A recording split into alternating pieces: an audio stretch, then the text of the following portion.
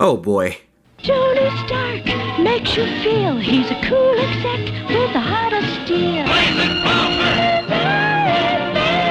Welcome back to DoodleFigs, where I reflect on my collecting journey and find out where it all went wrong. On today's episode, we're looking at my collection's Resident Mark I Iron Men. All three are different in their special, not so special, ways. So why not knock them all out in one video and find out where they rank on my tier list? Who knows, maybe one will come out to be my favorite.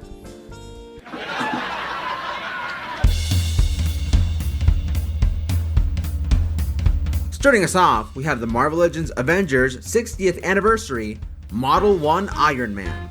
This figure came out in 2023, and it's actually the most recent figure we'll be taking a look at today. This figure is specifically a representation of the Model 1 in its first appearance in the comics. Also yes, in the comics, this is not the Mark 1, but the Model 1. Or the Model 1 Mark 1, since the gold version is called Model 1 Mark 2. But we don't need to worry about that. I got this figure at my local Target for its retail price of $28.99. And this guy for $15. Look, I might have been a little hasty when buying the first guy because the prices dropped a lot. I guess I thought more people would like the Model 1 as much as I do. As for why I bought the second guy, I'm gonna use him to make a custom Darkhold Iron Man. Sometime in the far future. Breaking news! In the time it took to edit this video, I got the golden version of the Mark I.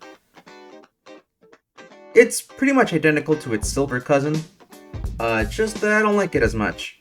I just prefer silver over gold, and the articulation's a little limited because of the skirt now. But otherwise it feels almost the same, and the painted eyes are a neat touch, though I do miss the blue outline on the arc reactor.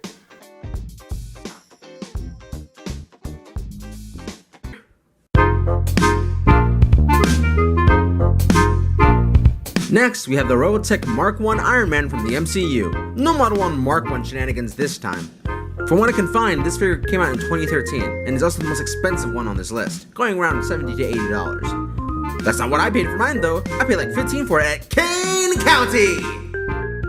Although that might be because I didn't get all the accessories. More on that later. And lastly, we have the Mark I from the Marvel Legends Mark I and Tony Stark 2-pack. This guy came around in 2018, and I got mine from Kane County! For around $40 or so. But I probably overpaid for that. And this guy's special, as this one was packed with Tony Stark himself. Now let's visit the accessory monolith.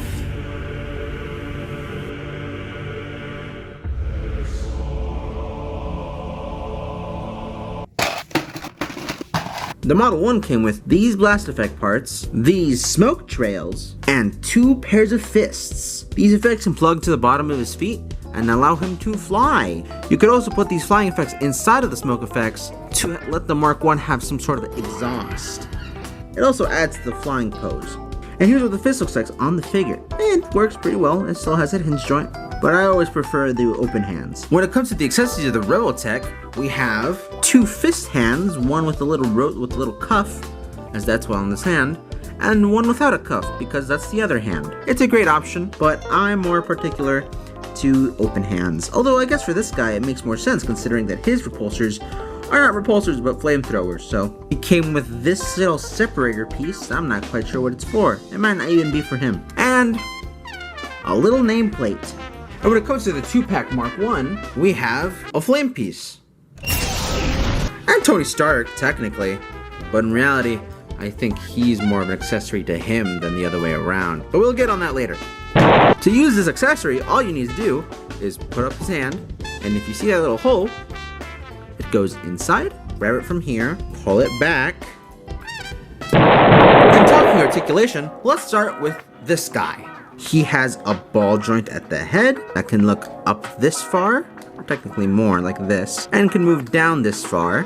His arm can move up this far and go all the way around. He has a bicep swivel, a double jointed pinless elbow that can move in around this far. He has swivel at the hand and a hinge. He has no upper torso, but he does have a lower torso ball joint and therefore swivel. He can kick out this far forward, this far back, upper thigh swivel, bend at the knee, a hinge that goes this far down and this far up on the ankle, and of course, ankle pivot. As for the Robotech, this far up and this far down, no neck tilt. His arms can move this far upwards, a single jointed elbow swivel at the hand, which is limited by this wrist. Same thing on the other hand. He does have a crunch, as you can see. It can only go this far forward and this far back, really. He has these little side skirts that help you move up the legs, which move up pretty far upwards, not that far back due to this butt flap, which is made out of a softer material. Swivel at the upper leg, a single bend at the knee, bend at the ankle, and a swivel. This is a swivel as well. And he of course can ankle pivot. And then moving on from the Rebel Tech, the Mobile Legends only has a swivel at the head, so he cannot look up or down. His arms can move up this far upwards. He has a swivel at the elbow. This is as far as it can bend. And he has nothing at the hands. A waist swivel. His legs can go forward this much and can go back this much, which is pretty good. He has a single jointed knee that can go this far. Swivel at the ankle. A hinge at the ankle. No ankle pivot. Oh, okay, look. I typically want to be pretty positive when looking back at my figures, because honestly, this hobby is a real passion for me, and I'm glad I've come this far in my collection. But every collector just has those figures that irks them for some reason. And this is one of them. This figure sucks! And I'm not saying that because of the articulation, although I do prefer when my figures have more of it. This figure just looks bad. And not only compared to the other Mark 1s, but let's look at its box brother, Tony Stark. He doesn't even match! Are you telling me that this Tony Stark fits inside this suit? The helmet is smaller than Tony's head. There's no way! These both came in the same box, so why are they so out of scale? You wanna know why? It's because he's not from 2018! He's from 2008! This isn't Marvel Legends, it's a reprint from the Iron Man 1 movie toy line Mark 1, accessory and all. You're telling me they used up their budget on the Tony Stark figure instead? A figure who is also just as much reuse? Or was it this premium paint job? What was the point of this figure? Why not actually make a brand new Mark 1 figure? No, the Model 1 does not count.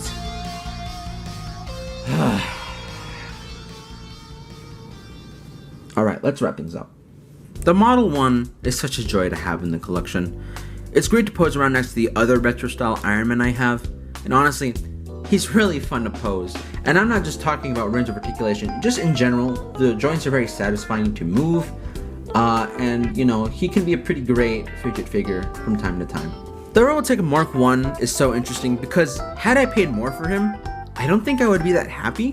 When you hear Robotech, I usually think of high posability, but with this guy, it's still kind of limited.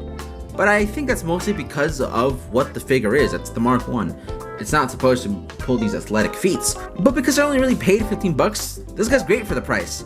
Besides, it makes up for all that stilted posability with this great sculpting and the amazing, phenomenal paint on it. And moving to the Marvel Legends 2-pack, this guy sucks. The only redeeming factor is Tony Stark, and even then, I don't think Robert Downey Jr.'s charisma can save him. When it comes to ranking, I'm giving the Model 1 and the Rebeltech Mark 1 an A. Only the Model 1 is a little bit higher because it's more accessible and it has a way better price. And besides, I have more accessories for him personally. And for the 2-pack Mark 1, on the other hand, F. He sucks. Anyway, thank you all for watching. Don't forget to subscribe, and thank you for watching this DoodleFig review.